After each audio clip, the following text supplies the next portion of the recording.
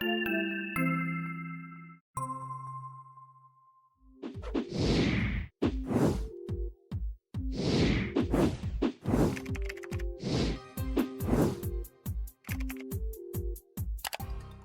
back, Richard. It's good to see you after a very busy week that we've had here. I'm laughing because I was talking to one of the secretaries about my schedule, and she said, "Well, we could move it into February." And I said, "Well, no, that's too far out." She said, "Well, it's only 2 weeks." And I thought, "No, that's not possible." What do you mean? And I did the math, and sure enough, Yeah, February's right around. We're heading it to the end of January. yeah. We're midway at least through January so far. Yeah. And it's been a busy week because we had this time of year. January is our month because your son has a birthday. 2 days later, you have a birthday. 2 days later, my son has a birthday, and then 2 days later, I have a birthday. So That's just the four of us. I don't know what the timing is there, but there was a planetary alignment of some sort yeah, across the ages. I don't think anybody would ever believe that we were only 4 days difference in our ages. We're Yeah, only, I look a lot older than you, consider yeah, that we were only 4 days apart. that's right. So, but today we're going to talk related to some of that. We're going to talk about we're going to continue our conversation from last week on failure to launch, and Right. talk about some strategies for parents who are and young adults who are going through Right. these issues. But just as a reminder, remember we talked last week about how significant of a problem this really is. Yeah, the magnitude of this problem was mind-boggling. I had no idea. I mean, I know that you and I have been dealing with this professionally for many, many years. Right. But I had no idea of the magnitude. There are 10 million adults between the ages of 24 and 34 who continue to live with their parents. And the percentages are increasing between 2010 and 2016. The percent of kids living at home increased from 12 to 15%. Almost 10% never left home. They graduated from high school or quit high school or graduated from high school, never left home. But about 55% left typically to go to college, Yeah. or maybe tried to strike out on their own after high school, couldn't make it, and they return. That has increased to 55%. It's up. It used to be 3 years. It used to be they would come home for 2.5 years. Now the length of stay is increasing to 3 or 3 years plus. So they're staying a longer period of time. So the problem seems to be getting worse. Right. And parents who have children who aren't leaving the nest are increasingly concerned and asking what they should do about it. Right. They'll go to friends and relatives and they'll say, "Well, you kick them out at 18. Well, you can't kick your kids out because they're going to be homeless. They're going to be helpless. And one of the things that you and I, when we talk about this, I think if parents would look at it as a skill deficit rather than a mental health problem or a selfishness problem, if you think of it as a skill deficit, it makes it much easier to deal with, because then what you have to do is you have to provide your children with the skills that they need to leave the house. Okay, it's not a punishment issue. It's not kick them out. It's not tough love. I think it really is a skill deficit. Right. And that's how we want to frame it this morning, is to frame it as a skill deficit and what parents can do to help their kids prepare to leave the nest. Absolutely. So we're going to talk about a few strategies that we kind of pulled from different sources. Yeah. And so there's a few articles posted in the show notes. But we're going to talk about a couple of different, or about 7 really different strategies that parents can use, different approaches, different perspectives, perhaps, that they can keep that will help them in managing and working through some of these issues. And the first is, it's an interesting idea to remind parents not to lower the bar. Right. One of the things that they do is we tend to lower the expectations, you know, and or change what we're expecting. And what happens when we do that is we find ourselves in this recurring cycle. And what we recommend instead is changing the whole context, you know, Exactly. the whole situation. Yeah, because frequently parents will say, well, I want you to go to college, but you can't, but maybe you can't handle 4 courses, so just take 2 courses. Okay. Well, many times these children have a fear of failure. And so you Right. lower the bar and say, well, just take 2 courses. Well, think about it for a moment. If they fail those 2 courses, then they really are a failure. Okay. Right. If I can't, you're already lowering the bar so I can, so I don't have to handle 4. But now what if I can't handle the 2? Then I'm really a failure. Right. Okay. So it increased. So lowering the bar. So rather than lower the bar for college, maybe we ought to move in a whole new direction and create a whole new context in which this particular child can succeed. Maybe it's work, maybe it's the military, maybe it's part-time employment, but you have to change the whole context, don't just lower the bar. Absolutely. I talk with patients often in this kind of situation about, you know, let's really consider what your goal is. That's You know, right. Mhm. Richard, how many times do we talk to, you know, guys and, you know, people who just graduated high school, Right. think, okay, now I have to go to college. They didn't really like high school all that much. And now they want to go to college and they have Right. all of their energy that they're putting into that. Mm-hmm.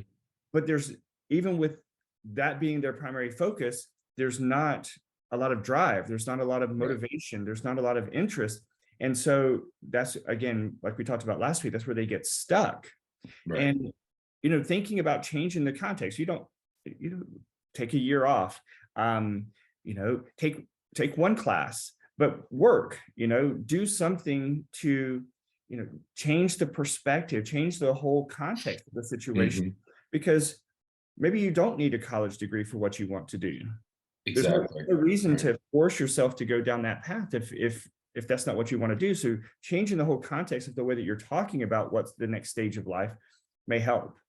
Yeah, if a student really doesn't want to go to college, if that's a parent's dream, not a student's dream, Yeah. it doesn't matter whether they take 1 course or 5 courses, Right. they're not going to bring any motivation. And they're not going to bring any more motivation to 1 or 2 courses than they bring to 4 or 5 courses. Right. So can think about changing the entire context. Let's move. This child needs to move in a different direction, and you need to support that child's direction. Absolutely. Mhm. Now, the second strategy is maybe one that's pretty obvious to a lot of people, and that is to just stop enabling. Right. You know, at some point, some of those responsibilities that the parent continues to take on has Right. to be handed over to the young adult. That's At right. some point, it has to be handed over to them. Yeah, at some point, you have to stop paying their expense. I mean, think about this. You have to stop paying their expenses at 22 or 28 or 35 or 45. I mean, when do you, at some point, you're going to have to draw that line. And it's easier, the sooner you do it, the easier it is to do. Right. Yeah. So certainly perhaps the parent can support them financially. Right. Yeah, right. Most parents are capable of supporting their kids. I mean, they have for 19, 25, 30 years. Yeah, parents typically are making more money at a time in their career where they're making the highest amount of money. So yeah, financially, parents are capable of supporting their children. But that's not the only obligation parents have. Right. You also have the obligation to nudge them toward independence. Right. And if you keep supporting them financially, then you're neglecting your other obligation of making them independent. Right. Now, we're certainly not saying, you know, go from you're supporting and paying for everything to, okay, now you're responsible for everything, you know, just handing it all over at one time. You know, you want to have some type of gradual transition of responsibility, you know, start out by, you know, them paying for their cell phones or paying for certain things, you know, then they you do it gradually. You do it gradually, and you get the adult child accustomed to paying their own bills. So you start with something small. You don't hand them a bill, an itemized bill, and do shock therapy and say, here, you owe me $2,000 a month. No, that I can tell you where that's going to go. Right. So what you do is you start small. And this is one of those times when it's good to use collaborative problem solving, because it would be best if you sit down and explain to the child what the expenses are and say, okay, which ones can you manage? And Right. then the child says, well, how about if I start with my phone bill? Sounds Right. like a good idea. So the child gets used to the idea. I say child, Right. the young adult gets used to the idea of paying their own way, and they gradually accept more and more financial responsibility. Absolutely. Now, the next strategy is in some ways related, and that is certainly something that parents in these situations, what they do is they keep it too safe. Right. Yeah. And so we have to obviously then shift away from that and resist that tendency to provide so much protection, so Right. much safety for them. And we're talking about safety from the perspective of stressors. We talk a lot about like helicopter parents, and goodness, we can snowplow or lawnmower parents, and all Right. these different little titles we have.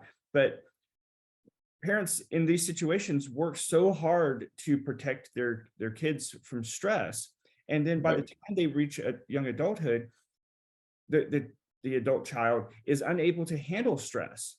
Right.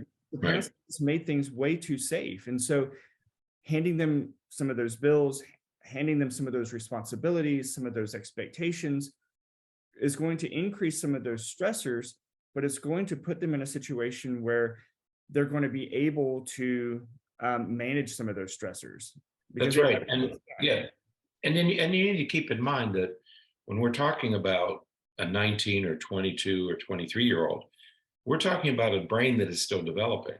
Mhm. And our brains develop when they're exposed to age appropriate stressors.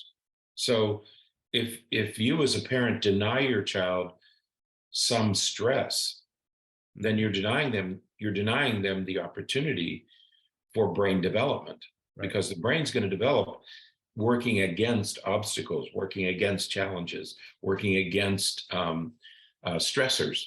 And if there's no stress, there's no growth. And so you're not doing your child a favor by creating a stress-free environment. Right.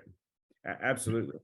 Right. And again, kind of building from that, the next strategy is to work, and maybe again working in a collaborative way with your adult child, but working to establish new rules. Right. Yeah. um, there has to be some level of expectation around the house.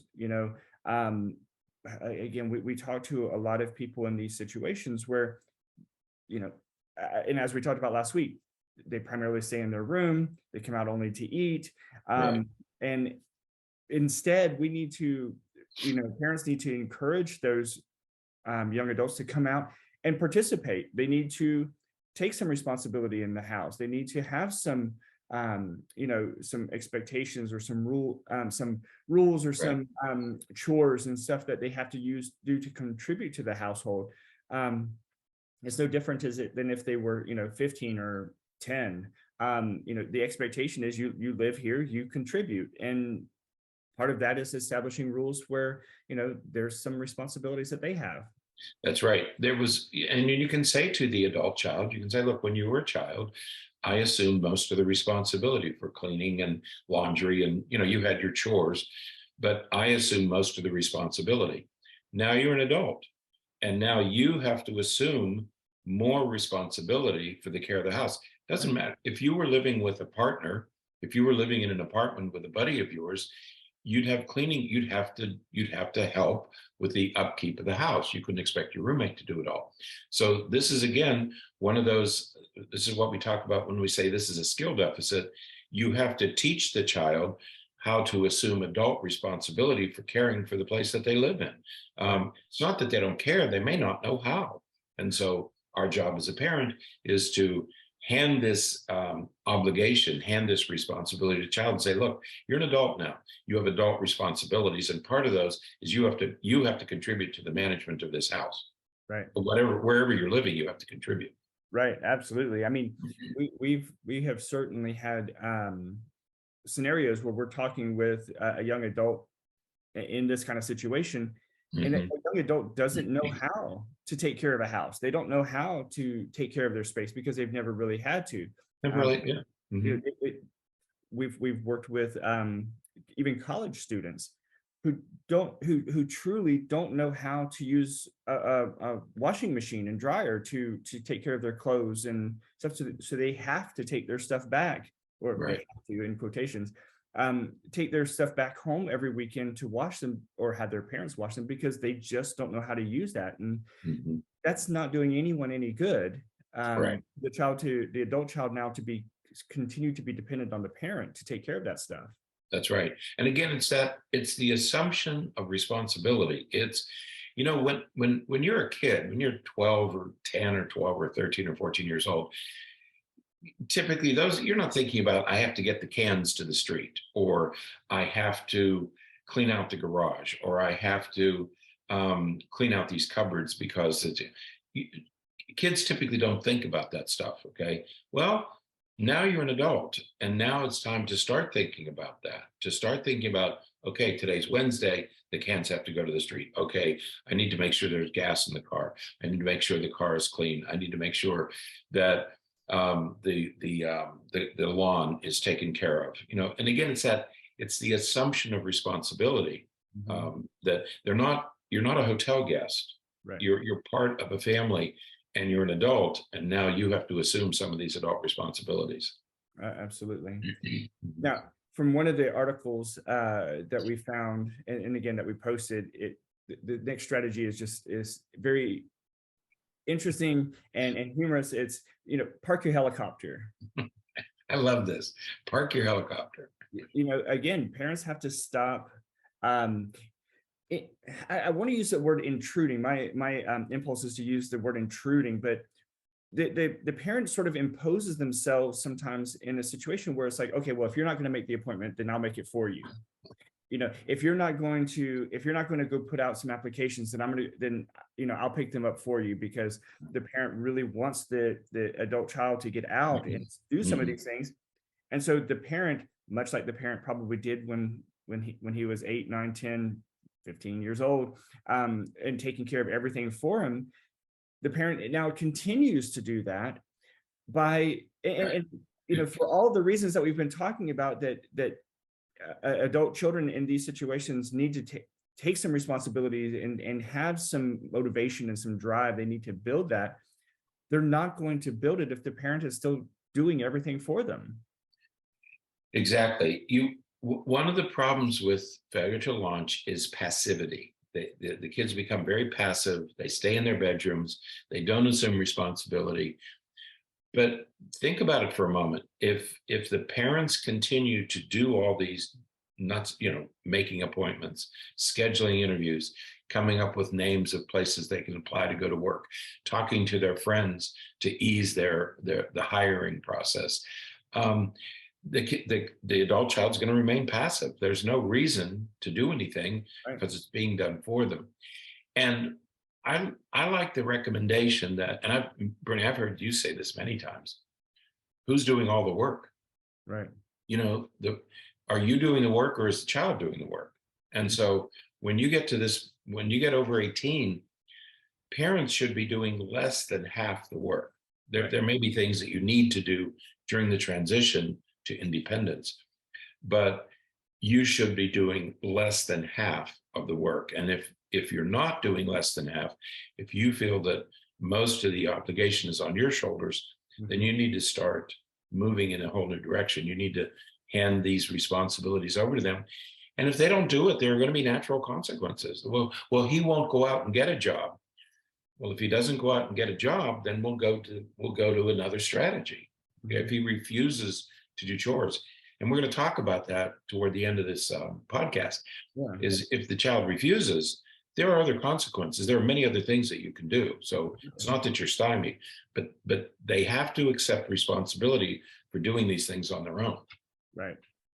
Now, the next strategy, I think, is really much more important than we can even give credit for, or right. In a podcast, because or in a single podcast, because mental health issues are significant. I think that we've talked about this many times, both on the podcast and just sitting around here at the office, that I think we're going to experience and recognize and acknowledge the consequences of COVID, for example, Right. for a long time to come. Yeah. Um, Right. not just from a fiscal, economic perspective, but from a mental health perspective. Hmm. There are many young people, kids, young adults, whose life was interrupted in such profound ways for those 2 years or so. And of course, it's still around and it's still profoundly affecting Right. some families still today. Hmm. But on a large scale, affecting so many people, that it has really seemed to shift the way that people think, especially young people. Um, Kids in school now think about school and approach school in very different ways than they did in the Pre-pandemic. beginning of the 2019-2020 school year. Right. They just behave and approach school from a very different perspective. And so when you have this other group of people who transition from, high school to adulthood, during that time period, it has had a significant effect. And so when Hmm. we think about mental health, we have to look at things like this. You can't expect a person with depression, with significant or severe anxiety, you can't expect them to just jump out of bed and go apply for a job. Right. Right. They need treatment for their mental health issues. Hmm. Hmm. And so we have to recognize some of those things and get the help that they help them get the help that they need. That's right. Yeah, this is this is a much more complicated issue when we talk about mental health. Because on the one hand, if a young adult really has a mental health issue, for example, they have severe depression Right. or they have debilitating anxiety, Yeah. okay? If they have a legitimate diagnosis, whether it's ADHD, depression, anxiety, whatever it is, eating disorder, then you're going to have to work within that context. Okay. Right. And you have to remember that, to take a 24-year-old who's severely depressed, has a history of depression, it's been an ongoing problem. You can't just shove them out and say, go get a job now. Okay. Right. It's too big a step to take. Right. So you're going to have to work with the child you have. At the same time, we want to make sure that the adult child isn't using a mental illness as an excuse. Well, I can't do that because I'm depressed, or I'm too anxious, or I'm too ADHD, or I have bipolar. We need to remember that most people, the overwhelming majority of people with depression, with anxiety, with ADHD, are able to take care of themselves. They can hold a job, Right. and they can manage their lives. Okay. So on the one hand, we have to acknowledge the implications of a mental illness, but at the same time, we don't want our adult children to use mental illness as an excuse for not getting on with their lives. Absolutely. And part of the way that we see this again manifest is they will attribute their inability to do things to mental illness or the mental health problem, but at the same time resist or refuse outright mental health treatment. That's right. That's right. Well, if depression is keeping you from accomplishing and launching, getting out there to be successful, but you're refusing treatment for that depression, Right. You can't do both. If the depression is preventing you from doing the things you need to do, then you need to get treatment for the depression so that you can overcome that. Yeah. None of these mental health conditions are have to be life impairing. They That's can right. be things that you work on to improve so that you can then function and find some success. Yeah, one of the most frustrating parts of this is when a child wants to convey the message that I'm just too weak, I'm just too anxious, and I can't leave my room. Right. It's impossible. Well, if it's impossible to leave your room, then the focus is not failure to launch. The focus shifts to let's deal with this mental illness, because this is not acceptable. It's Right. not acceptable for you at age 19 or 20 or 23 or 25 to isolate in your room Right. and live this fantasy life on the internet with these pretend friends that you have, that's that's something that's your intervention point. Now you have to deal with somebody who has a mental illness, and Right. the focus has to be on taking care of that mental illness. You don't just get to say, I just can't do anything. Right. No, that's not acceptable, because you're going to be doing that for the rest of your life. Right. Yeah. The horrible cycle that happens is that, you people in these situations, they focus on, some of those online friends or some of these online scenarios or gaming and things like that. And the focus is on that. And it does bring them some comfort. It brings them some Sure, support. sure. And so all of their energy gets poured into that. And it turns into a situation where that's the only thing that they feel can help them That's with right. their Right. symptoms. Mhm. And so they resist other sources of support, they resist other ideas of support, and only focus on that. And again, just as we talked about last week, that's the cycle of isolation and seclusion and resisting that, coming out and trying Mhm. to do more and start their adult life. Yeah, and we have to be very careful of sliding into that comfort, what we call a comfort zone, where the only time I feel good is when I'm talking to my internet friends, my internet family. I'm in a dark bedroom, and I don't have to deal with the real world. Yeah, the real world is not often not a pleasant place to be, but that's where you have to be. You have to be in the real world. And Yeah. so it becomes a parent obligation to focus on the mental illness and get the child beyond that, get the adult child beyond that.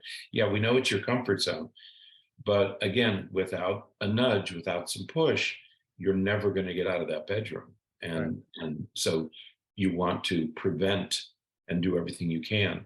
Um, that's different. That adds a layer of complexity to the whole issue of failure to launch. Right. Because if you have a child who's isolating, self-isolating, living in a darkened bedroom, that's a little more complex, Right. and one that may require some professional assistance. Absolutely, because there are those who are self-isolating and they don't have friends like that online. They're not relying on this social network of through the electronic devices. They stay in their room and they, if they play games, it's games that they do on their own. They're playing by themselves, and that is a slightly different situation that Right. where you may need some other help. But if you go through all of these other strategies, you change the rules, you change the expectations, or change the context. You do all these other things that we're talking about, and it's still not moving in the direction that you want. The final suggested strategy in some of the articles that we found is to arrange a humane eviction. And it's a very Emphasis nice on way. humane, right? It's a very nice way to say it, but working with the adult child to move them in the direction of finding that independence and moving out of the home and into their own place. Yeah, parents frequently ask, well, what if my child refuses to assume financial responsibility? What if my child, even for a cell phone payment, what if my child refuses to do chores? Well, now age becomes a factor, because if your child is 18 or 19, a recent high school graduate, and can't sort of decide what he or she wants to do, Right. you may have to be patient for a while. But if we're talking about a 22 or 23-year-old, 24-year-old, at some point, if that child defies and refuses, then it may be necessary to move toward a humane eviction.